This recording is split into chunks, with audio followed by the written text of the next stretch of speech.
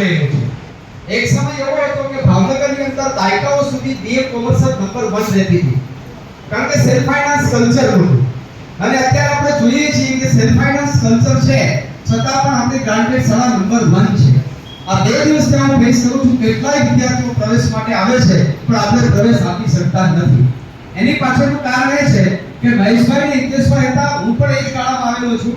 તો ત્યારથી કે અત્યાર સુધી જે અમારા જૂના શિક્ષકો હતા, જે વાત કરી આપણને કે ઝાલા સાહેબ છે, કે અનિલભાઈ છે, કે સરવિયા સાહેબ છે, કે રાજુભાઈ છે, ઘણા બધા શિક્ષકોના નામ લઈ શકીએ આપણે, સંજયભાઈ છે. તો આ બધા શિક્ષકો જે પદ્ધતિથી કામ કરતા હતા, જે સેમિનારથી કામ કરતા હતા, આ મારી પોતાની સંસ્થા છે, આ મારું પોતાનું કર્તવ્ય છે, મારા પરિવારની શાળા છે, એ ભાવથી એ લોકો જે કામ કરતા હતા નિવૃત્ત થઈ ગયા, પણ એ વારસો આપણને આપતા રહ્યા છે. અને એ વારસો આજના દિવસ સુધી નવા જે શિક્ષકો જે છે એ બધા જોવે છે કે અમારે પણ આ પ્રમાણે તૈયાર થવું પડશે. અને ખરેખર આપણને આવા જે ભૂતપૂર્વ જે શિક્ષકો મળ્યા છે અને હંમેશા આપણને એમાંથી આપણને માર્ગદર્શન અને પ્રેરણા મળતા રહે છે અને હૂંફ પણ આપણને મળતી રહે છે. એટલે આપણે હંમેશા એવી રીતે આપણે ટેવાયેલા છીએ કે સૌથી પહેલા મારી સંસ્થા અને સંસ્થા માટે મારાથી જેટલું બની શકે એટલું મહત્તમ આપવાનો આપણે પ્રયત્ન કરીએ છીએ. કારણ કે આપણે સરકારી શાળાના શિક્ષકો નથી, સેલ્ફ ફાઇનાન્સના નથી, પણ આપણો અભિગમ હંમેશા વિદ્યાર્થી કેન્દ્રિત છે. અને વિદ્યાર્થી કેન્દ્રિત અભિગમ હોય ત્યારે હંમેશા આપણે કામમાં આગળ જ હોઈએ છીએ. આપણું પોતાનું સ્વાર્થ કે આપણી બાબતોને હંમેશા આપણે દૂર રાખતા હોઈએ છીએ. એટલે આ રીતે આપણી પરંપરા જળવાયેલી રહે છે. અને ખરેખર આ અદ્ભુત પ્રસંગ છે. અને આ પ્રસંગની આપણે હું જે વાત કરું છું, મહેશભાઈ કરે છે, હિતેશભાઈ કરે, ઉષાભાઈ કરે, બધાને કદાચ આપણે માઇક સોંપીએ તો બધા એ કલાકોના કલાકો જતા રહે છે. કારણ કે આટલા વર્ષો સુધી કામ કર્યું હોય ત્યારે એની સાથેની લાગણીઓ હોય એ સ્વાભાવિક જ છે. અને હંમેશા જ્યારે વિદાય થતી હોય ત્યારે આપણે એ હંમેશા દુઃખદાયક હોય છે. અને આપણે એક સંસ્થાની અંદર આપણા નિવૃત્ત થતા કર્મચારીઓનું આપણે હંમેશા સન્માન જાળવતા હોઈએ છીએ. અને સન્માનના ભાગરૂપે આપણા નિવૃત્ત કર્મચારીઓ છે એ આપણી સ્કૂલની નિયમિત મુલાકાતો લેતા હોય છે.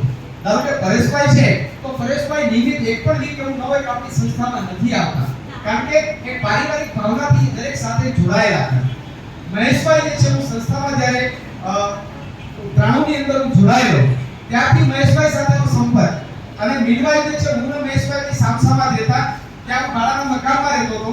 પણ એ સમયગાળા દરમિયાન જે આપણે સંવાદના દિવસોમાં આપણને હું અને જે પ્રેમ જોઈ કે મહેશભાઈના પરિવારે મને આપ્યો. અને પરિવારમાં ખાસ તો હું ઉલ્લેખ કરું તો મહેશભાઈની દીકરી ડોક્ટર બંસી છે, અમારી વચ્ચે મોટી પડી હતી.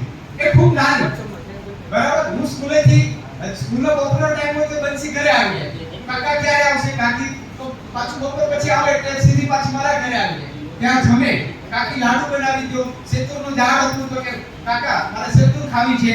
ત્યારથી આજના દિવસ સુધી એની સાથેનો નાતો જે છે એ જોડાયેલો રહ્યો છે. ઉપરાંત સાથે પ્રવાસમાં પણ અમે ઘણી વખત સાથે ગયા હોય છે.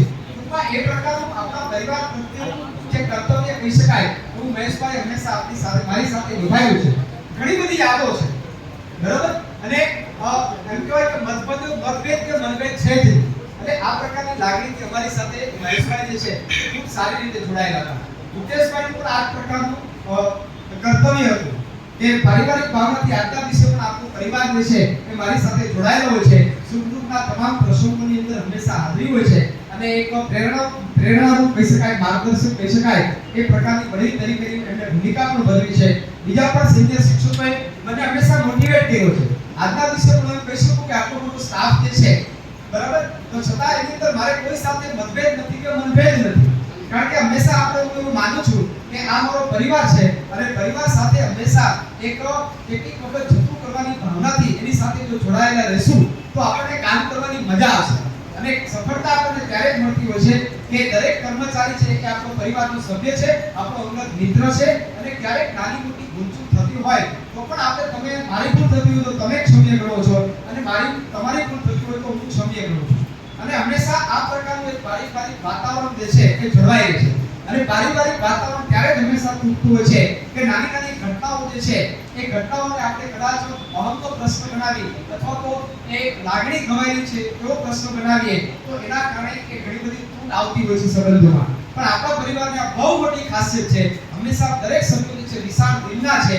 આવી ઘટનાઓ બનતી જ નથી, અને બનતી હોય તો પણ બધા જ પરિવારના સભ્યો એકબીજા સાથે સંકળાયેલા છે.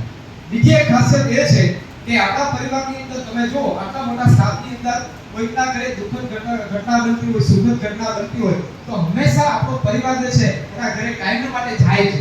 અને જાય છે એટલો એને કારણે શું થાય છે કે એના પરિવારના સભ્યો પર બહુ મોટી ઇફેક્ટ થાય છે કે આ સંસ્થામાં નોકરી તો કરે છે પણ એનો આટલો મોટો સ્ટાફ જે છે એ દરેક પ્રસંગોની અંદર એની હાજરી હોય છે અને કામ માટે પણ ગમે ત્યારે આપણે કહેતા હોય છે ત્યારે ઊભા રહે છે.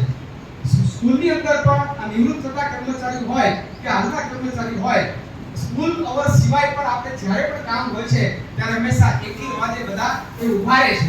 સમયનું ભાન નથી રહેતું અને પોતે કેટલાક કર્મચારી તો એવા છે કે ગમે ત્યારે આપણે કહીએ તો અવેલેબલ હોય છે. હું નહીં આવું એવું કાંઈ છે જ નહીં અને જેની જવાબદારી છે છતાં પણ આપણે કામ સોંપીએ છીએ તો કરે છે. તો આની પાછળનું એક પ્રેરક બળ છે, એક પારિવારિક ભાવના છે અને આવી પારિવારિક ભાવનાથી જ્યારે સંસ્થામાં આપણે તમામ સભ્યો જે છે આવા નિવૃત્ત શિક્ષકોમાંથી આપણે પ્રેરણા લઈએ અને જો કામ કરતા રહીશું તો મને એવું લાગે છે કે આપણી સંસ્થા ભલે ગ્રાન્ટેડ સંસ્થા રહે પણ આવનારા દિવસોની અંદર પણ એ આપણે સતત આપણું જે આ નામ જે છે એ આપણે જાળવી શકશું. અને આ તકે ઘણું બધું કહેવાનું મન થાય છે પણ વિશેષ નહીં કહેતા આ બંને મિત્રો જે છે આપણી વચ્ચે જાય છે અને હંમેશા એની ખોટ હોય છે, જગ્યા પુરાઈ જતી હોય છે પણ એક સારી બાબત પણ એ છે કે નવા આવનાર મિત્રો જે છે એ પણ મુલાકાત જાય છે અને આ સંસ્થામાં એ પોતાનું હંમેશા મહત્વનું યોગદાન આપતા રહે છે. એટલે જ આ સંસ્થા જે છે પ્રગતિ કરતી રહે છે. બંને મિત્રોને ખૂબ ખૂબ શુભકામનાઓ સાથે મારી વાણીને વિરામ આપું છું. ધન્યવાદ.